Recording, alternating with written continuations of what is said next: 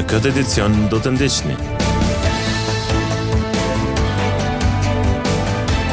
Një pjesë dhe parku të qytetit pa ndriçim publik.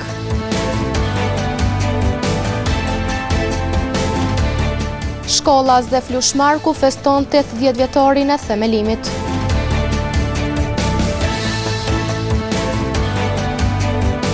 Promovohet libri Kur nerva digjen nga Bekim Qaushi. Përshëndetje, po fillojmë edicionin qendror të lajmeve këtu në televizionin Syri. Mungesa e ndriçimit publik kohë pas kohe është prezente në zona të ndryshme rurale dhe urbane brenda qytetit. Së fundmi, kamera jon ka regjistruar pamje ku në një pjesë të parkut të qytetit vërehet mungesë e ndriçimit publik, zonë kjo shumë e frekuentuar nga të gjithë. Parku i qytetit në Gjakov vazhdon të mbetet pa ndriçim gjatë orëve të natës, duke krijuar vështirësi dhe pasiguri për qytetarët që frekuentojnë këtë hapësirë publike.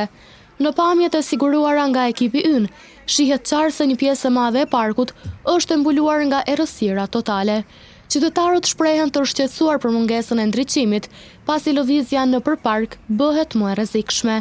Errësira ka krijuar pengesa për ecje, sidomos për të moshuarit, fëmijët dhe personat që zgjedhin parkun për shëtitje në mbrëmje. Në disa pjesë të parkut, mezi mund të dallohen rrugicat apo ulset, ndërsa mungesa e dritave ka ndikuar edhe në ndjenjën e sigurisë tek qytetarët. Banorët kërkojnë nga institucionet përgjegjëse që të ndërhyjnë sa më shpejt për funksionalizimin e ndriçimit publik, në mënyrë që parku të jetë i qasshëm dhe i sigurt për të gjithë edhe gjatë natës.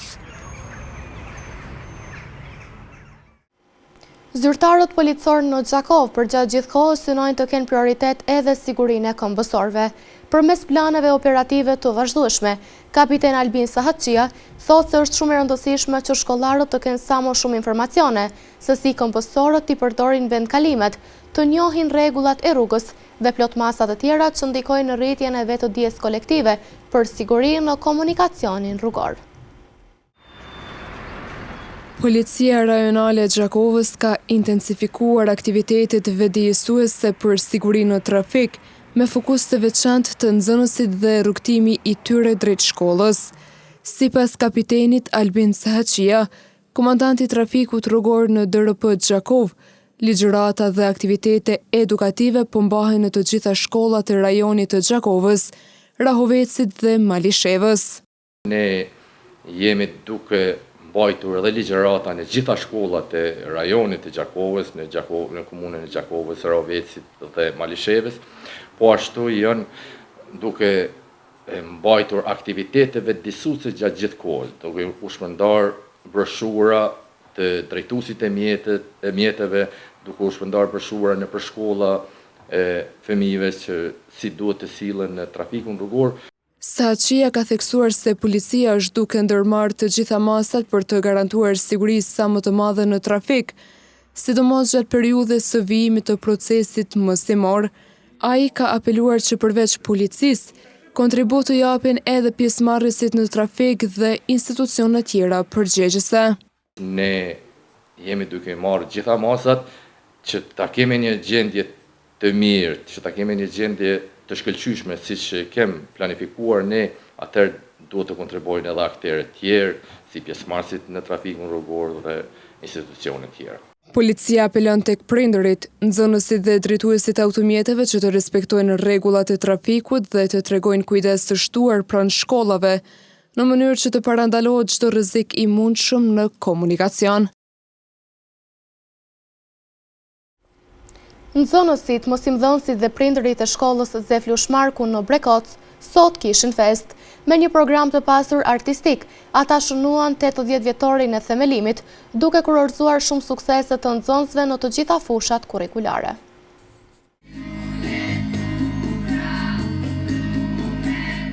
Me korin e shkollës nisi festa. Zef Lushmarku mban emrin Shkolla Fillore e Mesme e Ulët në Brekoc të Gjakovës, që sot kremtoi 80 vjetorin e themelimit. E para kësaj shkolle tregoi më shumë për këtë përvjetor. 80 vite histori nuk janë vetëm numër. Ato janë kujtime, sakrifica, sfida të tejkaluara dhe arritje të shumta. Sot ne jo vetëm festojmë të kaluarën tonë të lavdishme, por edhe shikojmë drejt të ardhmes me besim, duke synuar një shkollë moderne, inovative dhe të hapur për suksese të reja. Le të vazhdojmë së bashku të ruajmë traditën, vlerat dhe emrin e mirë të shkollës sonë, që edhe brezat që do të vinë të ndihen krenar me këtë institucion. E i pari arsimit në Gjakov, përveç urimit, kishte edhe një shqetësim. 360 nxënës të kësaj shkolle duhet të ndihen mirë, komuniteti duhet të ndihet mirë ku i ka fëmijë, kështu që bashkëpunimi komunitet shkollë është mësoj nevojshëm këto ditë. Arsyet janë të shumta në suglimi i numrit të mungesave. Andaj kërkojnë nga komuniteti që të bashkëpunojnë me mësimdhënësit, po kështu mësimdhënësit të bashkëpunojnë me komunitetin për zvoglimin e numrit të mungesave. Në fund të kësaj feste, u nderuan mësimdhënës e ish mësimdhënës të kësaj shkolle për shkak të kontributit që kishin për vite në procesin mësimor ndër breza në këtë shkollë.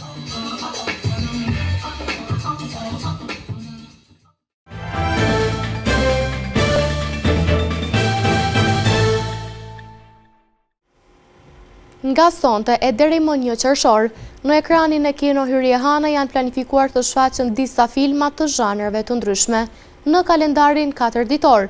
Krahas filmave të kinematografisë botërore, do të shfaqet të dielën edhe filmi shqiptar Loja e fundit. Duke vazhduar traditën e të sjellurit pranë adhuruesve të botës kinematografike filmat më të ndryshëm, Kino këtë javë ka përgatitur një listë të gjerë filmash, po kësaj radhe për 4 ditë, nga 29 maje deri më 1 qershor.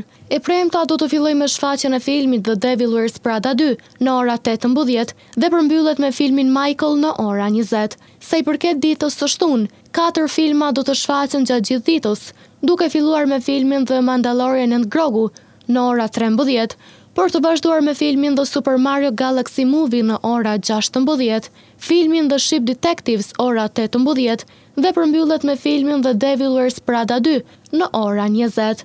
Ndërkaq, e diela po ashtu do të ketë një repertuar të gjerë filmash, duke filluar me filmin Zootopia 2 ora 13, Sneaks ora 16, Loja e fundit ora 18 dhe përmbyllet me filmin Michael ora 20.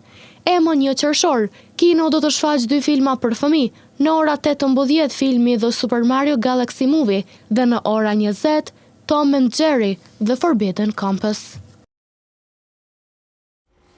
Në hapësirat e sallës Teki Dervishi, shkrimtari Bekim Çaushi ka promovuar librin Kur nerva diqen. Kjo prurje e re në letërsi, nga folësit e pranishëm në promovim, u vlerësua si një libër përmbajtësor me ide filozofike dhe një dinamik mes dhimbjes dhe dashurisë. Personi vërtet mbetet i anonimizuar. Në mesin e familjarëve, miqve e adhuruesve të fjalës së shkruar, në hapësirat e bibliotekës Ibrahim Rugova, u promovua sot libri Kur nerva diqen, i autorit Bekim Çaushi. Libër ky qërofen për dashurinë dhe sëmundjen, tërheqjen dhe kthimin, përthyrjen dhe butësin. Kryetari i shoqatës së intelektualëve Jakova, profesor Rushdi Sefa, u shpreh se kjo vepër na vjen jo vetëm si rrëfim letrar, por edhe si ndjeshmëri njerëzore. Sot jemi mbledhur për ta promovuar romanin Kur nervat diqen të autorit Bekim Çaushi, një vepër që nuk vjen vetëm si rrëfim letrar, por edhe si dëshmi e ndjeshmërisë njerëzore, e lidhjes shpirtërore dhe e përgjegjësisë ndaj shoqërisë. Kur në adresën e shoqatës sonë erdhi kërkesa që promovimi i këtij romani të organizohet pikërisht nga ne, natyrshëm u zgjuan kurrëshja dhe dëshira për ta njohur më afër autorin dhe veprën e tij. Redaktoria e librit, profesoresha Migena Arllati, në fjalën e saj tha se ngjarjen e librit e gjejmë të rrëfyer si rrugtim emocional e shpirtëror. Romani që kemi përpara është rrëfim i ndjeshëm dhe filozofik mbi dhimbjen, dashurinë, besimin dhe transformimin shpirtëror. Ai ndjek udhëtimin e Sebastianit, kryepersonazh, i cili përballet me humbje personale dhe pikëllim të thellë përmes një rrugëtimi emocional dhe shpirtëror që e sjell tek kuptimi i vërtetë i altruizmit dhe i besimit. Ky tekst prozaik i prozës së gjatë ndërthuret me kujtime, me dialogje të brendshme dhe përshkrime natyrore, duke krijuar një atmosferë meditative dhe poetike. Kjo atmosferë i lejon lexuesit të ndjejë çdo emocion mes faqeve. Për rrugtimin e autorit Çaushi, Fjalën e saj e dha edhe familjarja e tij, pedagogja Delvina Abdylazeka. Bekim Çaushi vjen nga një rrugëtim i formsuar mes kujtesës së luftës, largimit nga vendlindja, krijimit të vetes në një vend të huaj. Ai nuk migroi thjesht për një jetë më të mirë, po migroi për mbijetesë. Atëherë në Gjermani ai përball jo vetëm me gjuhë dhe kulturë të re, por edhe me ndjenjen e heshtur të mospërkatësisë. Atë ndjesi që njohin shumë njerëz që jetojnë mes dy botëve. Ndoshta pikërisht aty nisi arti i tij, në përpjekje për të gjetur një strehë shpirtërore mes vetmisë dhe kërkimit për kuptim. Për vite me radhë ai punoi në fusha terapeutike, në spitale, në shtëpi të pleqshme, aty ku pa nga afër jo vetëm dhimbje njerëzore, por edhe forcën e heshtur që njeriu mban brenda vetes. Promovimi sot është dëshmia më e bukur se përpjekjet si mësues nuk shkojnë dëm, tha ish mësuesja e autorit Nazmie Peja. Dëshmia më e bukur se përpjekjet tona si mësues nuk shkojnë kur dëm. Ta shohësh një ish nxënës të shkruaj librin e tij është një nga momentet më të thella dhe shpërblyese për një mësues. Përurimi i një vepre të tillë është një fest e dijes dhe rritjes. Bekemi le të udhëheq gjithmonë pasioni dhe drita që të pashë në ditët e para. Fjala e fundit në promovim i takoi autorit Bekim Çaushi, i cili shprehu se ky roman është shkruar nga dhimbja e zemrës, duke rrëfyer përvojën personale. Këtë roman e kom shkru nga dhimbjes zemrës, që e komponute ai shoki i smut në shtëpinë pleqve, dhe nga vujtja i kom shkru fjalët shpresës për njerëzit, edhe që shtut romani u zhvillu kohës pak kohë, vit nga viti, dhe kom dasht zemrën mi shprasën qëtë roman dhe njerëzve mi ajap shpresë dhe do me thonje për punë etike të mdaja për vepru ma shumë veprat e mira. Ndërkaq në fund të promovimit, shoqata e intelektualëve Jakova ndau mirënjohje për autorin Bekim Çaushi për veprën e tij dhe për besimin ndaj shoqatës në organizimin e këtij aktiviteti.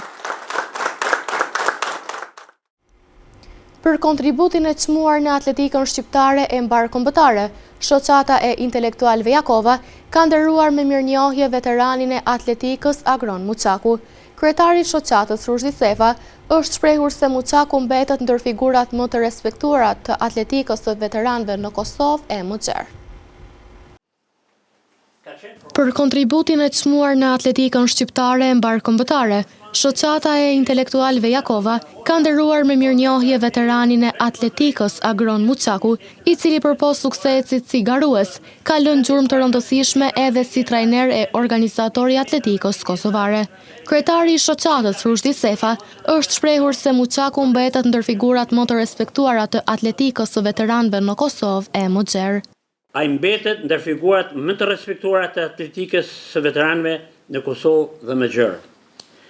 Pavarësisht sfidave dhe mungesës së kushteve për stërvitje, Agron Muçaku ka dëshmuar vazhdimisht se përkushtimi, karakteri dhe puna sistematike mund ta mbajnë një sportist në elitë edhe pas dekadash aktiviteti.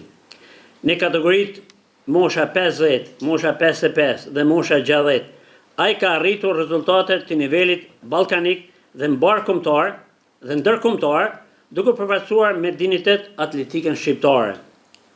Përveç sukseseve si garus, ai ka lënë gjurmë të rëndësishme dhe si trajner dhe organizator i atletikës kosovare. Nga viti 1984 deri në vitin 2000, ishte trajner i klubit të atletikës Vllaznimi në Gjakov, ndërsa aktualisht është kryetrajner i klubit të atletikës Burimi në Istok.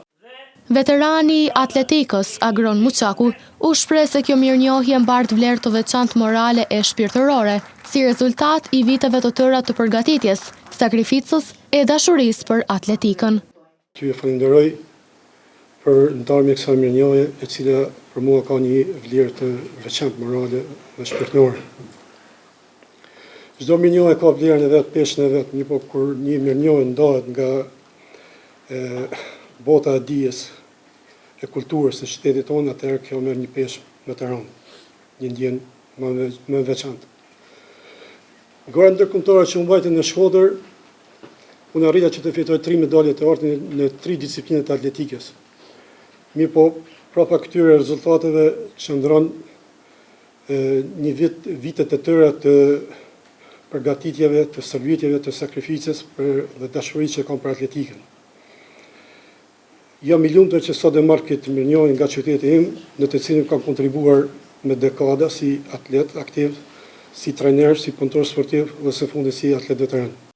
Atleti Muçaku gjatë 4 dekadave gjysmë kontribut në sport si atlet, trajnere, organizator, ka fituar 10 çmime në arenën kombëtare e ndërkombëtare në elitën sportive, duke mbetur shembull frymëzues i qëndrueshmërisë, disiplinës e profesionalizmit.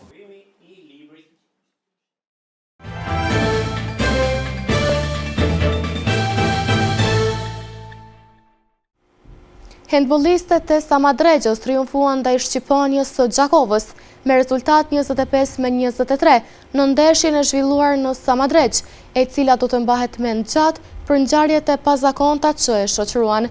Takimi u ndërprek kur rezultati ishte 4-1 në favor të vendasve.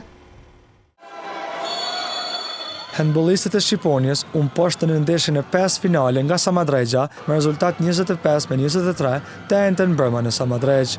Gjakovarët përveç intensitetit të rëndësisë së lojës u përballen edhe me ndërprerjet e ndeshjes. Fillimisht, loja u ndal për shkak të tymit të krijuar nga tifozët në palestër.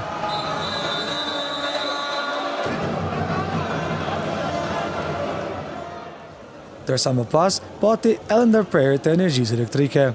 E situata doli nga kontrolli pas ndeshjes, tifozët gjakovar u sulmuan nga ata vendas. Për ngjarjen intervenoi policia e Kosovës, ndërsa është raportuar edhe për tifoz gjakovar të lënduar. Vendaset ishin në përsi gjithkohën, por skuadra gjakovare luftoi deri në fund për ta bërë sfidën interesante që në fund nuk mjaftoi për fitore.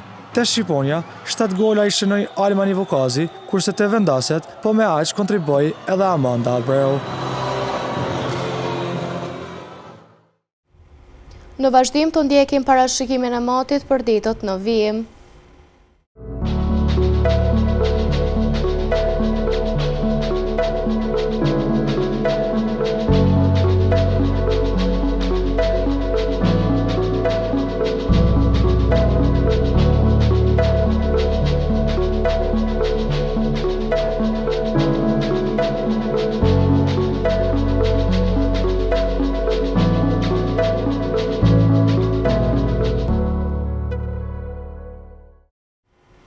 Para se të ndahemi, të ndjekim edhe një herë titujt kryesor të këtij edicioni.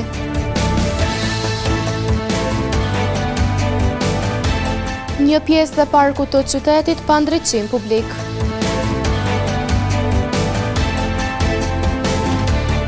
Shkolla Zef Lushmarku feston 80 vjetorin e themelimit.